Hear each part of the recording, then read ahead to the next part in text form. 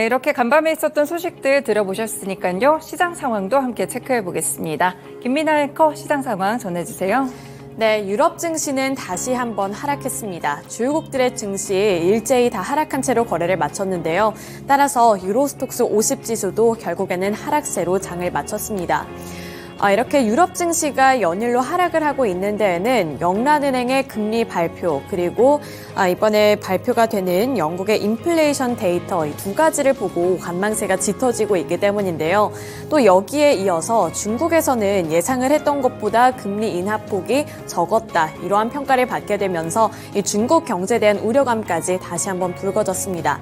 따라서 유로스톡스 50 지수 살펴보시면 0.44% 하락을 했고요. 4,343포인트의 마감가를 형성했습니다.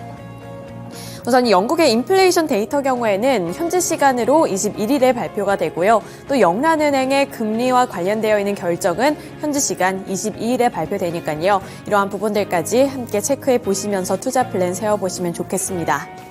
네, 이어서 원유 선물 가격 흐름 살펴보겠습니다. 원유 선물은 1% 넘게 하락하면서 약세를 기록했습니다. 1.17% 하락한 70.94달러의 마감가 형성하면서 70달러 선에 간신히 머무르는 모습이 포착이 됐고요. 장 초반에 비해서 장 막판에 탄력이 더욱더 둔화되는 모습이 나타났습니다. 원인은 마찬가지로 중국이었습니다. 중국에서 0.15%포인트의 금리 인하가 기대되고 있었는데 그와는 조금 더 적은 0.1%포인트의 금리 인하가 발표되면서 생각을 했던 것보다 그 폭이 크지 않았다는 실망감이 이 원유 가격에까지 영향을 줬고요. 따라서 70달러 선에 간신히 머무르는 모습으로 마쳤습니다. 네, 이렇게 원유 선물 가격 흐름 그리고 유럽 증시 마감 상황 전달해 드렸는데요. 미국 증시 마감 상황은 SH인베스트먼트 김선영 연구원 통해서 들어보겠습니다. 네, 연구원님 안녕하세요. 네, 안녕하십니까? 네, 미국 증시가 이번에는 개장을 했습니다. 미국 증시 어떻게 흘러갔는지 궁금한데요. 마감 상황도 전달해 주세요.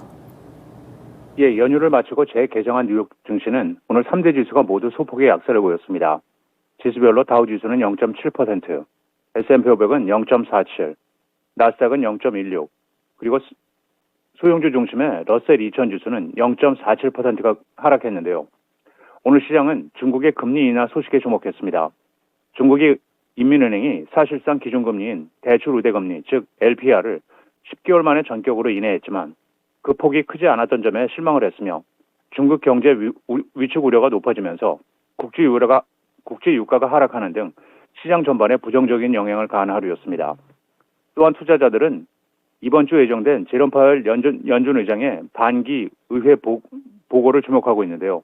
파월 의장은 오는 21일과 22일에 의회에 출석해 반기 통화 정책을 보고할 예정이며 연준은 지난주 열렸던 6월 FOMC 회의에서 기준금리를 동결하면서도 추가 금리 두 차례의 가능성을 열어둔 상황입니다. 오늘 업종별로는 헬스케어, 이미 소비재 업종이 소폭 상승했던 반면 에너지와 유틸리티, 부동산, 건설 업종이 하락했고 비트코인과 이더리움 등이 6% 이상 급등하는 등 가상화폐의 강세가 두드러졌으며 벤치마크인 10년 만기 국채금리는 전일 대비 하락한 3.729%, 달러 인덱스는 소폭의 상승세로 거래를 마쳤습니다. 오늘 특징 종목들을 보면 전기 픽업 트럭 업체 리비안이 GM과 포드에 이어 테슬라의 충전 시스템에 참여한다고 밝혔는데요. 오늘 이 뉴스로 양사의 주가 모두 5.5% 이상의 급등세를 보였고 반면 증권사 UBS가 올 한해 실적 전망을 달성하기 어려울 것이라는 부정적인 전망을 한 데 따라 나이키의 주가는 3.5%의 약세를 보였습니다. 연방 상무부에 따르면 지난달 미국의 주택 착공 건수가 전달 대비 21%나 급증한 것으로 나타났습니다. 5월의 착공 건수는 163만 건으로 시장 예상치였던 139만 건을 대폭 상회하면서 1년 1개월 내 최대 수준이었으며 1년 전과 비교해도 5.7%가 급등했는데요. 또한 선행지표인 신규 주택 허가 건수 역시 전달보다 5.2%가 증가한 149만 건을 기록해 예상치였던 140만 건을 상회한 가운데 특히 미국 중서부 지역에서 크게 증가해 중서부 지역의 주택 착공은 4월보다 67%가 폭증한 것으로 나타났습니다. 신규 주택에 대한 수요가 늘어나는 것은 기존 주택 매물 공급이 여의치 않아서인데요. 초저금리 시절 모기지를 받은 집주인들이 높아진 금리 부담에 새 집을 사는 것을 꺼리는 만큼 시장에 풀리는 주택 물량이 줄어들고 있는 것이라는 해석이며 이로 인해 미국 부동산 시장의 하락세가 끝났다는 지적도 제기되고 있는 가운데 하지만 많은 부동산 전문가들은 연방준비제도가 향후 얼마나 기준금리를 추가로 인상할지가 변수라면서 만일 추가 긴축으로 금리가 더 치솟을 경우 부동산 시장이 다시 얼어붙을 가능성도 있다고 덧붙이고 있습니다.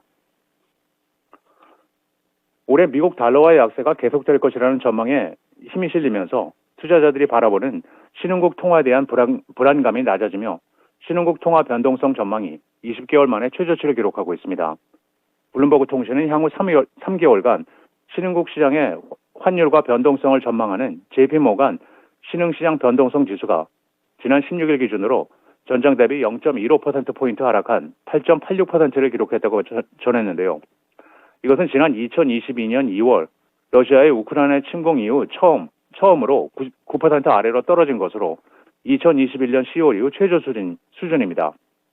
투자자들의 신흥국 통화에 대한 불안감이 낮아진 것은 미국 달러와의 약세가 지속될 것이라는 기대감 덕분으로 연방준비제도가 지난 14일 열렸던 6월 FOMC에서 기준금리를 5에서 5.25%로 유지한다고 발표한 것이 영향을 줬던 가운데 전문가들은 연준이 올해 기준금리를 추가로 2차례 인상할 것을 예고한 만큼 신흥국 통화의 변동성도 커질 가능성은 존재한다고 지적하고 있으며 블룸버그 통신은 일부 신흥국들의 인플레이션은 여전히 높은 상황이며 중국이 예상보다 저조한 경제 성장률을 끌어올리기 위해 경기 부양책에 나설 경우 신흥국 통화 변동성 지수에 가장 큰 영향을 미치는 위안화의 가치가 크게 변동할 수 있다고 덧붙이고 있습니다. 대형 제약사 일라이 릴리가 현금 24억 달러, 주당 48달러에 샌프란시스코 기반의 면역 분야 신약 개발 업체 다이스 테라퓨틱스를 인수한다는 소식입니다.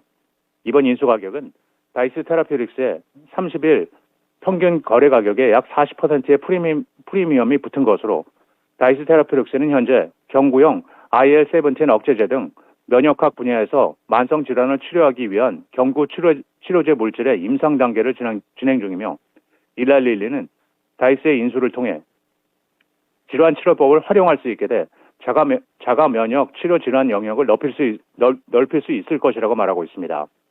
한편 이 거래는 두 회사의 이사회에서 이미 승인되었으며 반독점 당국의 승인을 포함한 조건으로 2023년 3분기에 완료될 전망인데요.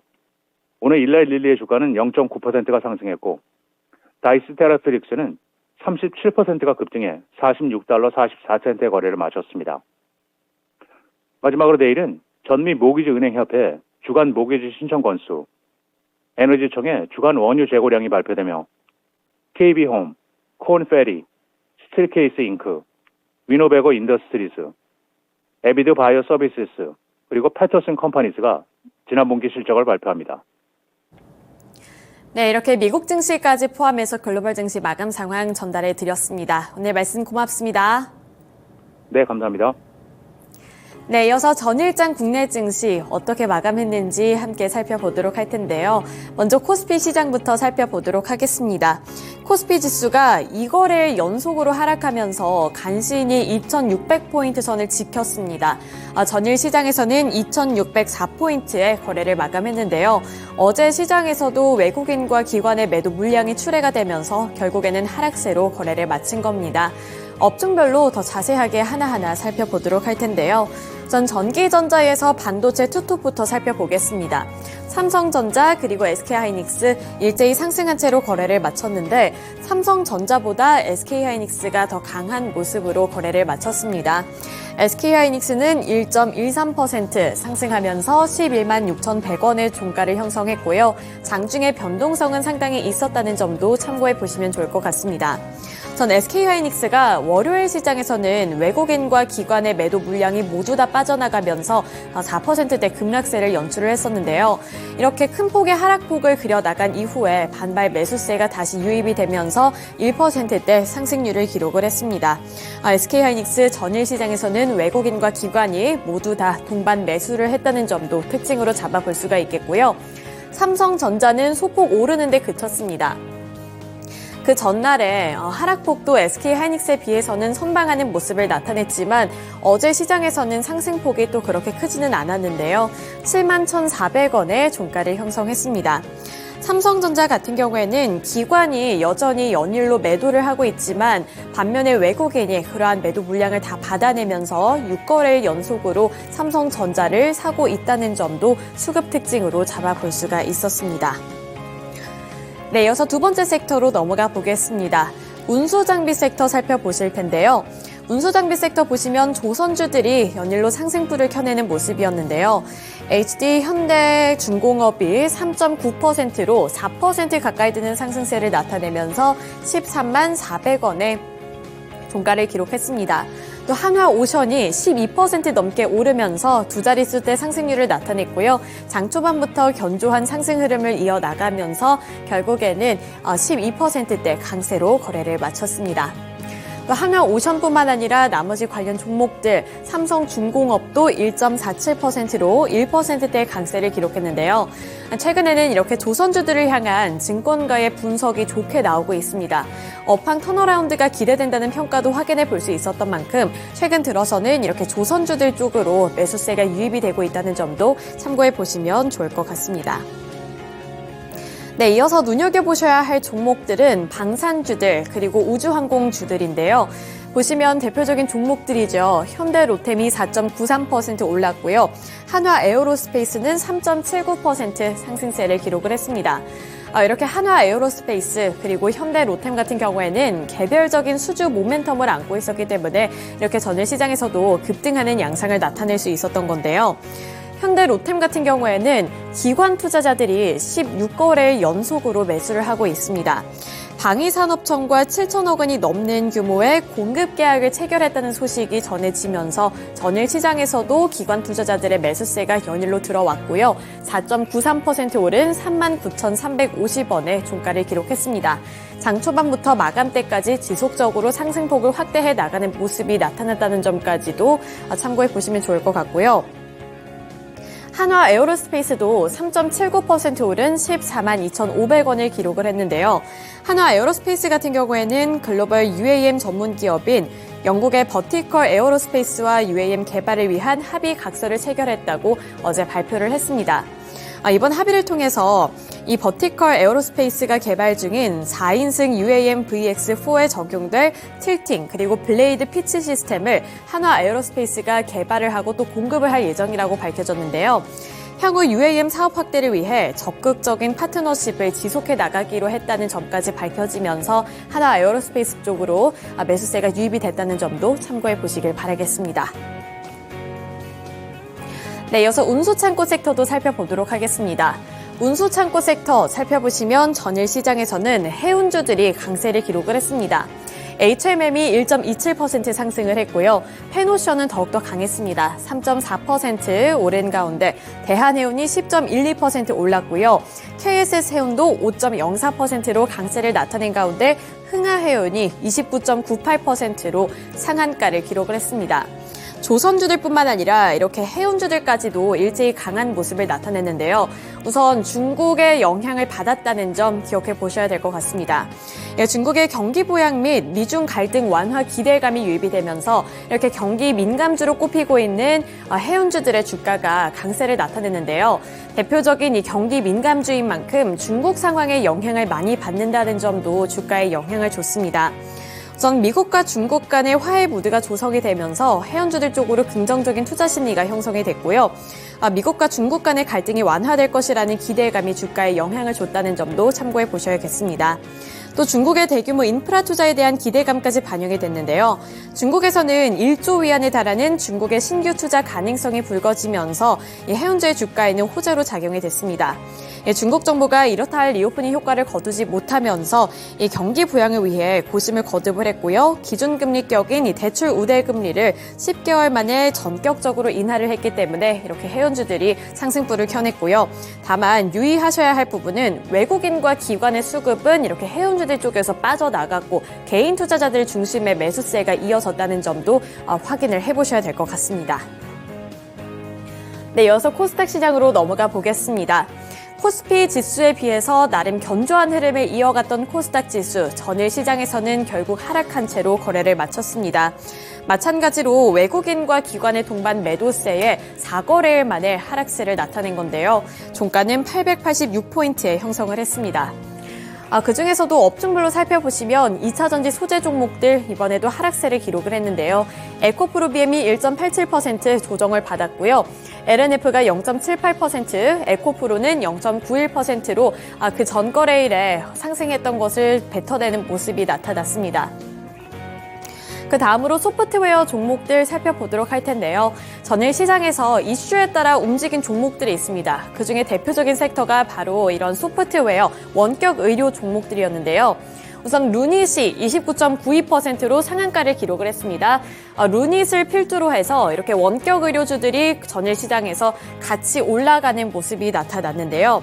우선 루닛 같은 경우 조 바이든 미국 대통령이 추진 중인 이 암정복 프로젝트에 참여를 한다는 소식이 부각이 되면서 전일 시장에서 29.92%로 상한가를 기록을 했습니다.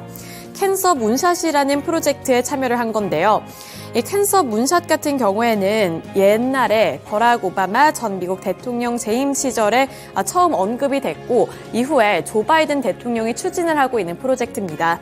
여기서 루닛이 캔서 문샷 프로젝트에 가담을 한다는 소식을 전해왔고요. 이 캔서 문샷을 추진하기 위해 설립됐던 이 공공민간 협력체인 캔서X의 창립 멤버로 포함이 됐다는 소식이 부각을 받았습니다.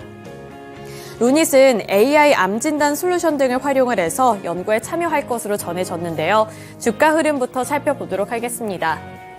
루닛 장 초반부터 장 막판 때까지 견조한 상승세를 그려나갔고요. 장 초반에는 잠시 입지를 나타냈다가 나중에 결국 29%대로 상한가로 바로 직행하는 모습이 연출이 됐습니다. 13만 700원까지 올라섰습니다. 그리고 이 루닛의 경우에는 수익률을 보시더라도 최근 6개월 동안에 계속해서 수익률을 쌓아 올려가고 있는 종목이라는 점까지도 참고를 해보시면 좋을 것 같고요.